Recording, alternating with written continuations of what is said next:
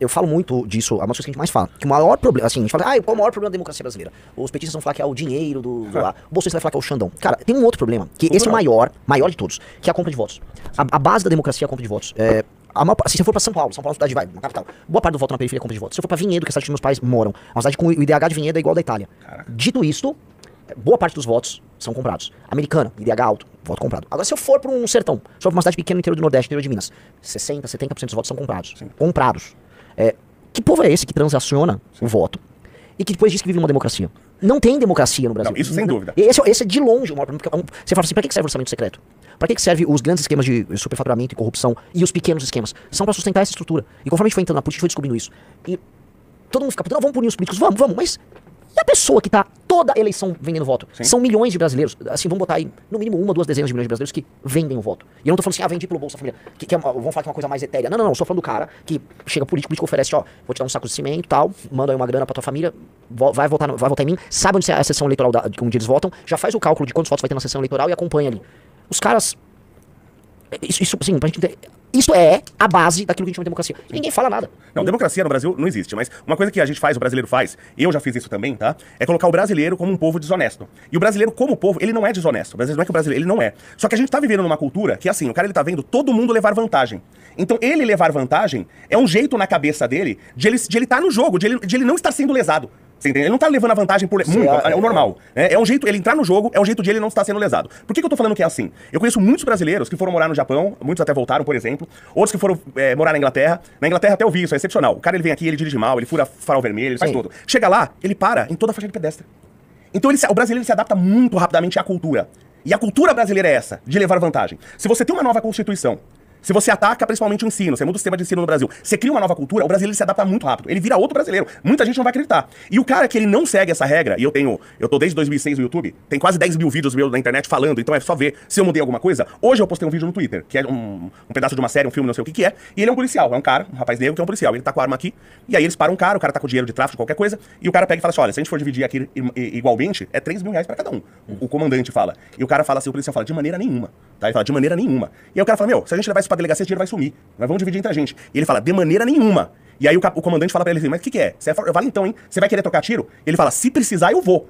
Né? Ele fala, pô, você tá falando com o seu comandante. Ele fala, não, eu tô falando com um bandido. Pior do que esses que eu tô prendendo. O cara pra ter, e eu postei porque eu me identifico muito com isso, o cara pra ter essa força moral, pra todo mundo tá estando errado, e ele não ser, é muito difícil. É muito difícil. Isso é muito difícil. E assim, no Brasil você é tratado como um otário se você se comporta assim. Sim. Tem aquele. Acha lá, assim. É aquela famosa frase do Rui Barbosa, do ter vergonha de ser honesto. Né? Isso aí é do começo do século XX. E de tanto ver prosperar. Como é que é? Isso aqui, ó. De tanto ver. Esse é o grande problema. De tanto ver triunfar as unidades, de tanto ver prosperar a desonra, de tanto ver crescer a injustiça, de tanto ver agigantarem-se os poderes nas mãos dos maus, o homem chega a desanimar da virtude, a rir-se da honra e a ter vergonha de ser honesto. E essa é a real do brasileiro. Sim. As pessoas têm vergonha de ser honesto. Mas entendeu que não é um problema do brasileiro, não é um problema genético. Não é um problema genético. Eu acho que é um problema... É cultural. Se você mudar a cultura brasileira se adapta rápido. Eu concordo. Vê como o brasileiro se adaptou rápido ao Pix, por exemplo. Eu concordo, Léo, mas eu acho que assim, é uma dimensão...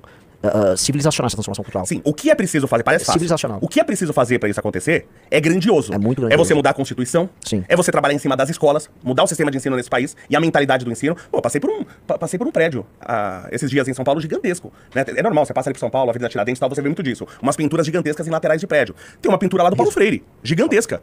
A gente precisa falar da tragédia. É que o pessoal não conhece nem a história, né? Vê o mecanismo que o Paulo Freire criou pra ensinar adultos, não é pra criança. Né? Então tudo que ele fez ali acabou que não funcionou direito nem para adultos. Ele tinha até uma proposta razoável, que era óbvia, né? De você vai ensinar um pedreiro. Sim, é a pedagogia da pedra. Você ensinar através do sistema de referências dele. É do que ele conhece, até é legal, bacana, mas é um sistema para adultos. Isso, tudo que a gente foi usado, que você pega Paulo Freire, é uma militância, não é um sistema de ensino, isso se mostrou um fracasso no decorrer das décadas e a gente ainda tá idolatrando esse cara. Sim. Então se não mudar culturalmente, não mudar a base, não mudar as escolas, não ter uma nova Constituição, mas só que isso é absolutamente difícil. Isso é colossal. Mas se for feito se esse colosso surgir, o brasileiro muda e muda rápido. Ó, eu vou falar meu feeling sobre isso.